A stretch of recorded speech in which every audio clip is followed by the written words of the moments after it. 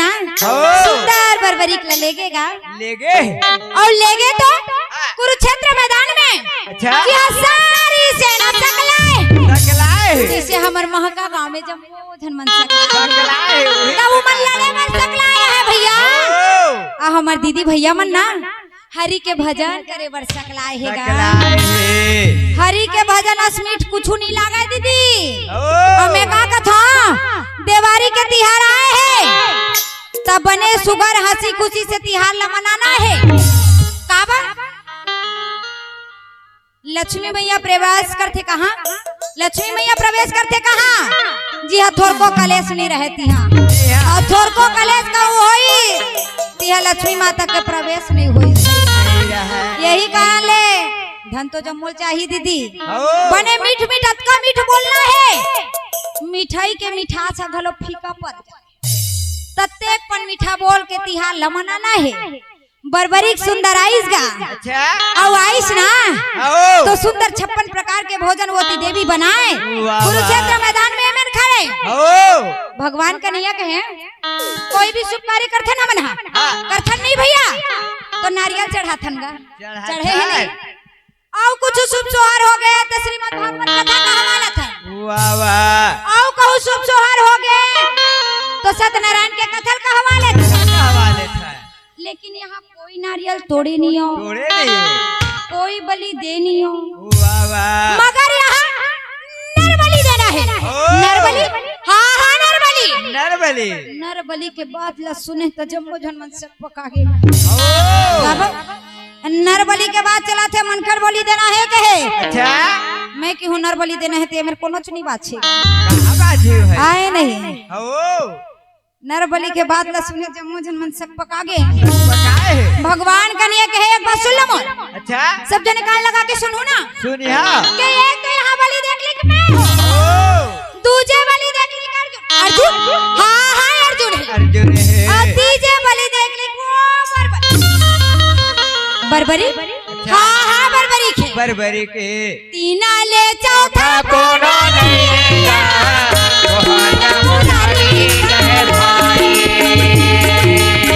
मोरो कहना ला तो मनवा ये चढ़ा दे भाई वो बोलन लगेगा दौड़े समय बाबू बोलन लगेगा दौड़े समय बाबू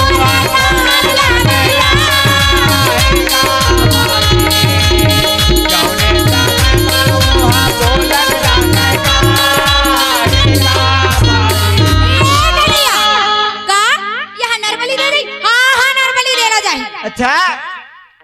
बर्बरी के है मामा जी यदि यहाँ मददकारी करते हुए आप बलि देवर जाओ या मोर पिता स्वयं बलि देवर जाही तो संसार में मोर अपमान के अलावा कुछ भी नहीं है वाह वाह ई कारण ले यहाँ बलि देही तो देवर आप नहीं तो ते का बलि देबे दादा ना तो तोर पूत परिवार है ना काही है और पता लोक लेते आए हैं तो ते का बलि दे क्या यही मन मोर परिवार है वाह वाह पुत्र एकरे लिए बने जाते अच्छा ताकि माता और पिता के सेवा के कार्य कर सके रखे माता और पिता के सेवा सत्कार कर सके वो कर मान सम्मान रख सके वही है बेटा है और जिंदाई ददक मान नहीं रखी तेन मन जिंदाई ददक मान नहीं रखी तन मन हल लेटाई अब उसने की बेटा बन ही रे भाई ओइत की बेट बन आए नहीं हां क्या यहाँ बलि देवर जाही तो केवल मैं जाऊं वाह वाह अरे मोर परिवार सुख तुम मैं सुख खून ही खून लगाम देते यही कारण ले ये मामा जी यहाँ केवल बलि देवर जा वाह वाह सुनी ताले हां तोरे चाहे हो बे जाए हो बे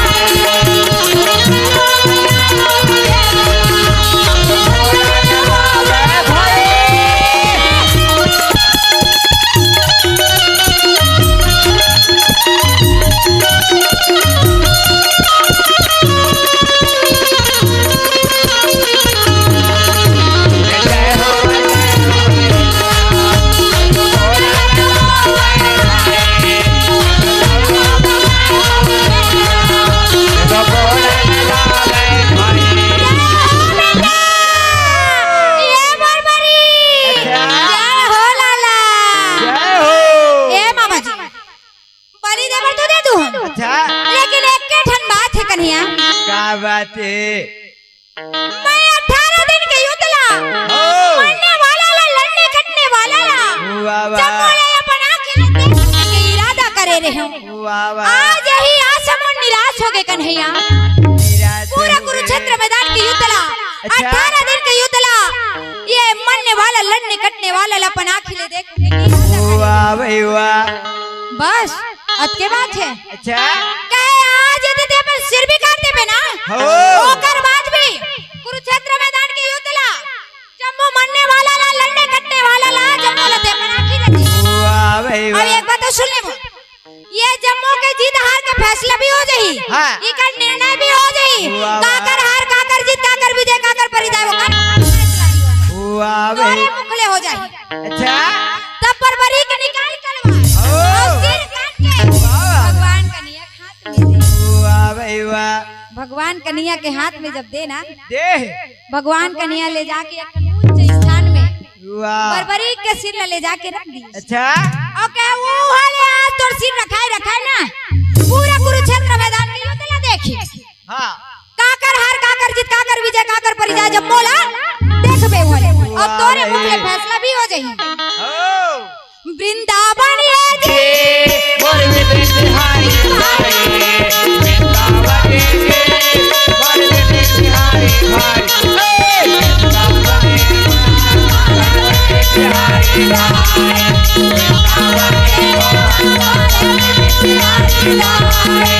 वृंदावन ये वृंदावन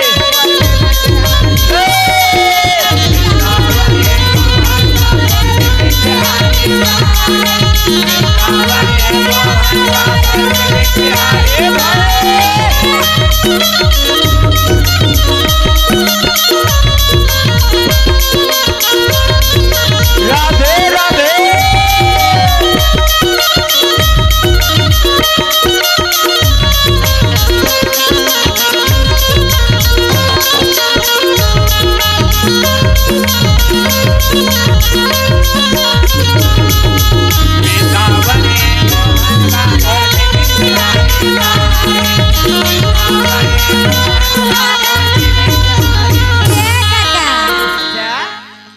बलि दे दीसगा ओ बलि चढ़ा दीस चढ़ा दे। और ले जा कुछ स्थान में रख दीसगा वाह वाह तो कलयुग के मानल बलि देवर के बेटा देहीगा आदि भाई 10 ठन रुपया कोनो हत देवाई नहीं ते बलि ले दीसगा नहीं देवा हैं? मैं देहू की था दीदी ऐसे हो दिवाली के महीना आगे है हाँ हाँ हाँ हो हाँ ते देवारी में तो हिल बलि दे दथन हमन हाँ का हो है नहीं हो देवी देवतल मना लेथन बने बताथस गा हो एक ठन मरकान है आज गोल्लर है यही तीन हो जाए अब बलि देबो हम तो दे लेबो चीटी गाड़ी का खुद दिखत अब कहीं के बेटा हम तो बलि दे लेबो कथ थोक थोक हिम्मत करत रहे ऐसे मातर तोर को हिम्मत जन करबे ना तोर प्राण निवासी बता दे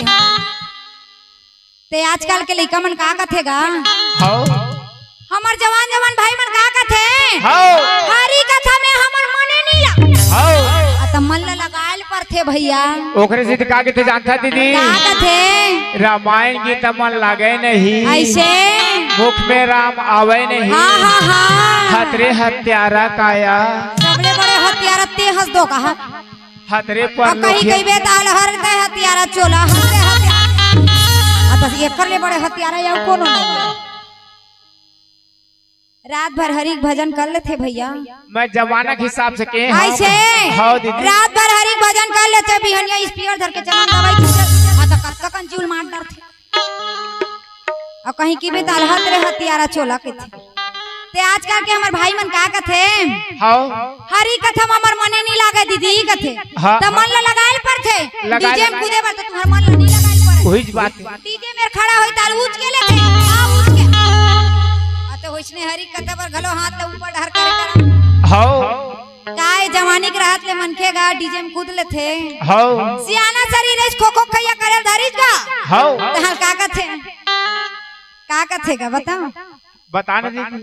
के हरे कृष्णा हरे राम हाँ। और जल्दी यहाँ ले जल्दी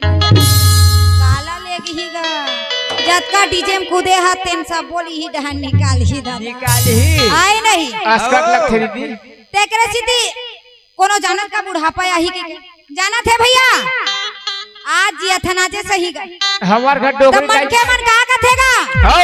के जवानी के रात डीजे में कूदलान बुढ़ापा आही थारी भजन ला करबो हो बुढ़ापा आही का नहीं आही कोनो नहीं जाने तेकर सीधी जवानी के रात ले भजलो हरि के भजन ला भैया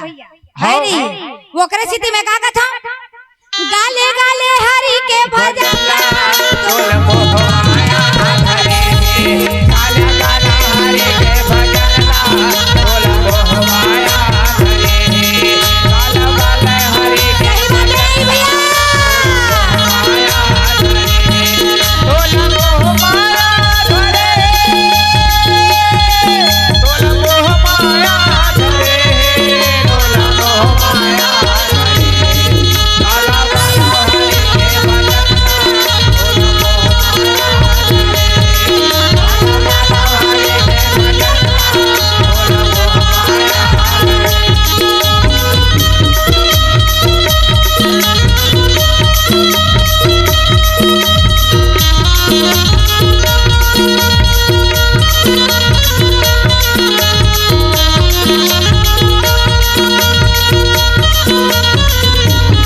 काला काला हरे के भजन ला तोल मोह माया धरे काला काला हरे के भजन ला तोल मोह माया धरे क्या बात है बर्बरी सुंदर जब बनी देगा अच्छा अरे जब राजा गणमना हो अरे सो भाई गोरो पांच भाई पांडु जम्मू देखत रही गए चल रही के बलि देना कोनो आम बात थोड़ी हैगा हो अब बलि दे दो भैया अच्छा भगवान का दिया के है हाँ सज्जन सही में तो सकला के हो सकलागे लेकिन एक लड़े पर कहीं नियम बनाए हो का नहीं बनाए हो हो तो लड़े पर घलो नियम लगथेगा वाह वाह हमार कलयुग के मन ला नहीं लगेगा समझे लगते दीदी ऐसे हो हमार कलयुग के मानो मला लड़े के पहली ना समझल परे ना नियम बनाए काबर ओ एक शुरू होई ता दर्जन संग में पीछू पाछू आहो काला बतावे भैया मुटकी मुटका पट्टी कोहा वाले कोहस पखरा वाले पकड़ा अरे देख कलयुग में लड़े के नियम नहीं लगे समझल नहीं परे लेकिन महाभारत में समझल परीस ओकरे सीधी पांडव में का कथे दुर्योधन ला ये दुर्योधन लड़े के पहले समझ लेना भैया लड़े के पहले समझ लेना लड़े के पहले समझ लेना भैया लड़े के पहले समझ लेना तोला जाने वाला तोला जाने वाला लड़े के पहले समझ लेना लड़े के पहले समझ लेना भैया लड़े के पहले समझ लेना लड़े के पहले समझ लेना भैया लड़े के पहले समझ लेना तोला जाने वाला लड़े के पहले समझ लेना तोला जाने वाला लड़े के पहले समझ लेना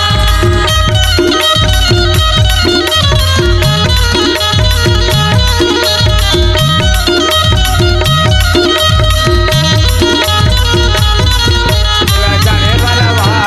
लड़े के पहले समझ लेना तोला जाने वाला लड़े के पहले समझ क्या युद्ध के नियम ही नहीं हो क्या घोड़ा वाले घोड़ा से रथ वाले रथ से गजेंद्र वाले गजेंद्र से पैदल वाले पैदल से लड़ेंगे वाह और कोनो वाह शरणागत में यदि आगे है हो तो ओकर ऊपर बाण नहीं चलाने नहीं चला फूल के भी नहीं अच्छा आओ क्या लड़का से लेके हो सियान तक कोनो लीडर नहीं वाह, तो वाह। लड़ना है केवल और केवल जवान ला लड़ना जवान ला लड़ना। सियान ला नहीं लड़ना ना हो बालक ला नहीं लड़ना है। लड़ी तो केवल और केवल जवान ला लड़ना। वाह वाह काबर जमाने में तो ज्यादा जोशियारी थे लड़े बर हो छोर को कहीं के तला अच्छा मोला का समझ था चारे एक बार में नहीं बार हो। उड़त का बात है ते जवानी में जोश रहेगा जोश रे अब बुढ़ापा में बुढ़ापा के होश हो काबर जवानी रजी डर रथे वो होश रखोगे ते बुढ़ापा के जात के सब होश आ जा रथे हो हां जवानी में जत का मस्तिया रथे ना हरी कथल भुला रथे भुला बुढ़ापा रथे। आथे त सब होश ठिकाने आ जाते भैया वाह वाह आई नहीं तो जम्मू युद्ध के नियम ला बनाईस गा और युद्ध के नियम ला बना के अच्छा वो थी बल्ले भैया ओ वेद व्यास मुनि जो हाथ में कमंडल लेके लेके और हाथ में कमंडल लेके पहुंचत रहे अच्छा और पहुंचत रहे तो हाँ हाथ से कमंडल वो दीदी अब चलन लगे वो दीदी चलन लगना अबे कमंडल वो दीदी अब चलन लगे वो दीदी चलन लगना ओए हाथे कमंडल वो दीदी अब चलन लगना ओए हाथे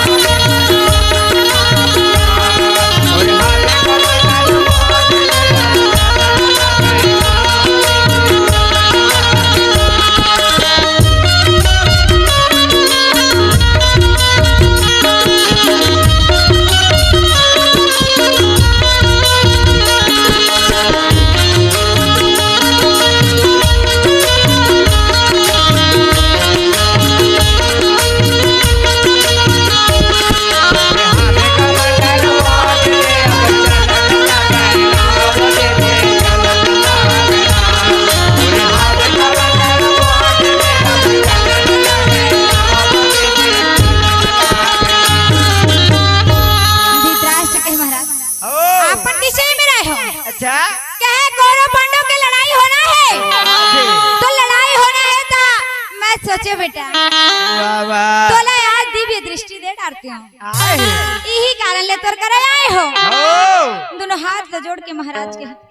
वाह वाह आज अपन पुत्र परिवार के ओ अपन सुपुत्र के अपन बेटा बन के लड़ाई में नहीं देख सको वाह यही वाह कारण ले आप मन के जोन भी दिव्य दृष्टि दे की इच्छा है अच्छा वो आप मन ही में समाप्त करूँ महाराज ओ काबे अपन के बेटा के लड़ाई में नहीं देख सको नहीं अरे देख वो सका मंजर करिस लड़ी तन लड़ीस ओ मैं ये ला देख के पाप के भागी नहीं बनाओ नहीं बनाओ के ये दे संजय खड़े है ना अच्छा बोला देवे का देड़ा ओ वो जम्मू युद्ध के वृतांत ला बोला बता दी वाह वाह संजय ला दे दिव्य दृष्टि ला निकल गए वहां जाओ अब ये बार हाँ घोड़ा वाले घोड़ा लेके आवन लागे भाई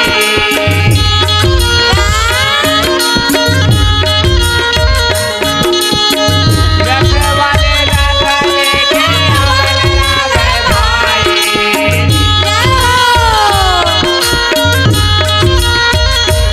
घोड़ा वाले घोड़ा लेके आवन लागे भाई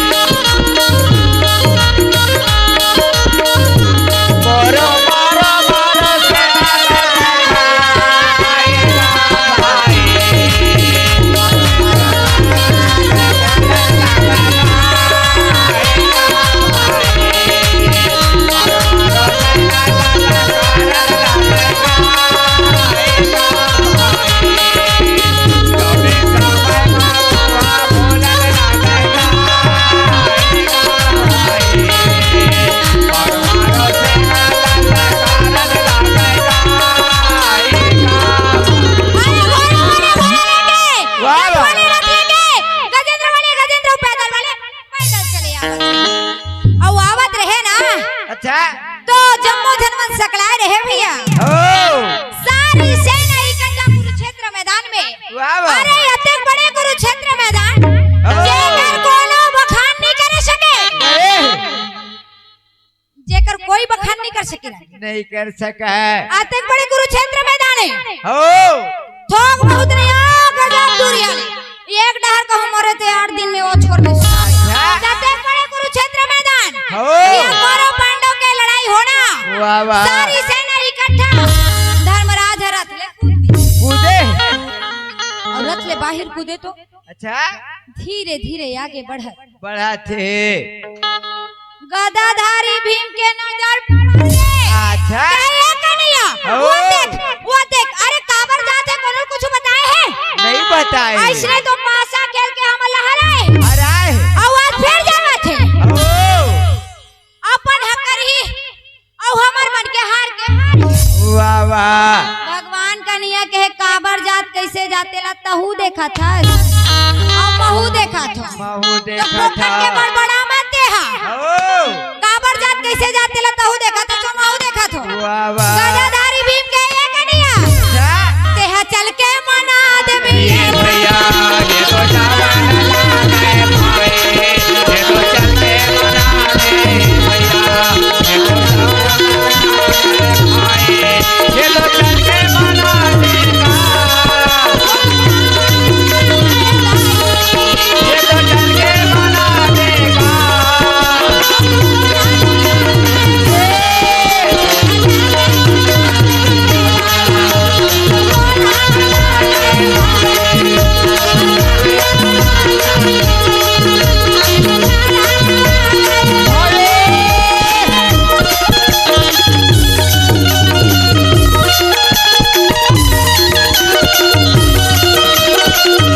राधे राधे राधे भैया ये तो भोला लागे भाई ये तो लागे ये तो भोला लागे भाई अरे देखना धर्मराज भैया के चलने ला देखना वाह, काबर वाह। जाते कोनो कुछ बताए है अच्छा। एकदम बच्चों की तरह हरकत करे थे अरे इसने कहू सारी सेना बगरे है अच्छा कौन विरोधी दल ने कोनो वकर ऊपर बाण चला दी वाह वाह के हार है ये एकदम जरा से भी दिमाग नहीं लगा एकदम बच्चों की तरह हरकत करा जय हो अर्जुन घलो के है हाँ सही के है गदाधारी भीम भैया सही कहे देखने करिया भैया काबर जाते कोनो कुछ बताए है का अच्छा बड़े बड़े श्रद्धाएं मनमानी करते ओ उगतना हम छोटे बल्ले करते वाह वाह धर्मराज देखी अपन काका बाबा बड़ा दादा